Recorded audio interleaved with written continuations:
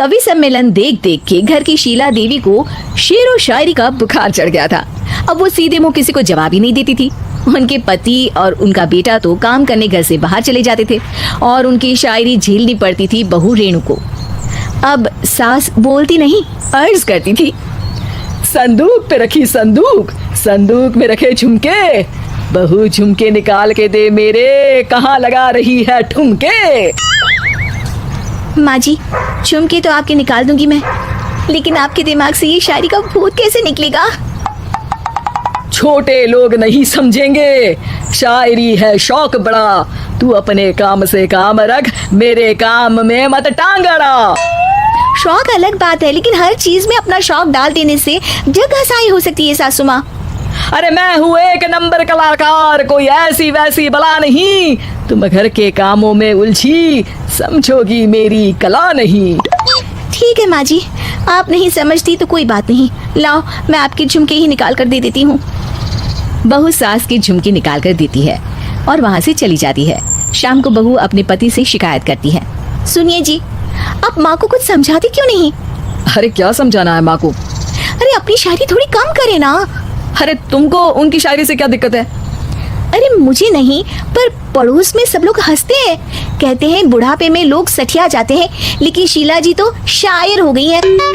अरे लोगों का काम है कहना, लोगों की बातों का क्या टेंशन लेना। अरे वाह, मैंने भी शेर कह दिया, वाह वाह वाह वाह। देख लो, तुमसे किसी ने कहा नहीं और तुम्हारे सामने कोई माँ की बुराई नहीं करता तो तुमको फर्क नहीं पड़ रहा। अरे तुम खामखा की बात का बतंगड़ बना रही हो। चलो चाय बना कर ले आओ मेरे लिए, साथ पियेंगे, कोई ढंग की बातें करेंगे। रेणु चाय बनाने लगती है। पहले वो अपने पति को चाय देती है, फिर सास को और आखिर में अपने ससुर को। लेकिन वो देखती है कि ससुर जी कुछ परेशान से हैं। क्या हुआ ससुर जी, कोई बात हो गई है क्या? अरे तेरी सास बात बात पे शायरी करती है। कल मैंने पूछा कि खाना खाया तो तेरी सास ने क्या जवाब दिया पता है? अरे गलती की और आरोपी ने कोड़े खा लिए फटाफट, खाना तो नहीं पर पकोड़े खा लिए झटाझट। अब बता क्या जवाब दूं इस बात का? वो तो सभी से शायरी में ही बात कर रही हैं, मुझे भी समझ में नहीं आता कि क्या करूं मैं। बेटा उसको उसी की भाषा में जवाब देना पड़ेगा। मैं तो आम बातचीत में भी उसके सामने कुछ नहीं बोल पाता, शायरी में क्या बोलूंगा भला। ससुर ने जैसे ही कहा कि उसको उसी की भाषा में जवाब देना पड़ेगा, बहू को ये बात जच गई। अगले ही दिन वो शायरी की कुछ किताबें लेकर आई और शायरी की प्रैक्टिस करने लगी ताकि सास को उन्हीं की भाषा में जवाब दे सके। उसने दिन रात एक कर दिए। एक दिन सब साथ में बैठकर टीवी देख रहे थे, तभी रेणु सबके लिए बिरयानी बनाकर लाती है, लेकिन सास को बिरयानी भाती नहीं। कौवा करता काऊ काऊ, चिड़िया बोलती ची ची, इतना खराब बिरयानी बनाई है कि मुंह से निकले छी छी। बस इसी मौके का तो बहू को इंतजार था, क्योंकि अब बहू सास को उसी की भाषा में जवाब देने के लिए तैयार थी। माँ जी, हमको अपनी ये बेकार शायरी ना सुनाइए, जैसी भी बनी है बिरयानी चुपचाप खाइए। ससुर जी और रेणु के पति ने रेणु का जवाब सुनते ही जोर से ताली बजाई और सास ने जब रेणु का शायराना जवाब सुना तो उनके गले में बिरयानी अटक गई। बहू ने एक और शायरी का तीर छोड़ा।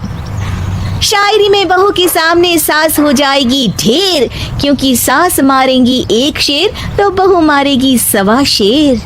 सास को छोड़ के सब वाह वाह करने लगते हैं। आज पहली बार सास को नहले पे दहला मिला था और रेणु ने सास का मुंह चुप करा दिया था। अगले दिन रेणु का पति उससे कहता है, अरे वाह, तुमने तो माँ की बोलती बंद कर दी, मजा आ गया। अब मेरे लिए कुछ बना दो, खाकर मैं काम पर चला जाऊं। शायरी ही है मेरा जीवन, वही करूंगी जी भर के, नौकरानी रख लो कोई, काम नहीं करूंगी मैं घर के। अरे तुम क्या माँ जैसी हरकतें करने लगी, सीधे सीधे बात करो ना। हो गई कल शायरी, रोज थोड़ी ना करोगी। शीशी भरी गुलाब की पत्थर पे फोड़ दो, जो मुझे शायरी से रोके उसके कान मरोड़ दो। पति घबराकर वहां से चला जाता है और बाहर उसके पिताजी के पास जाकर बैठ जाता है। दोनों अपनी बीवियों की शायरी से परेशान है।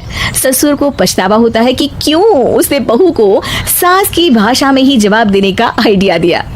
अब तो घर में 2 शायर हैं। दोनों एक साथ दुखी स्वर में कहते हैं, हम दोनों की ही बीवियां जब से शायर हो गई है, क्या बताएं, जिंदगी एक फटा हुआ टायर हो गई है।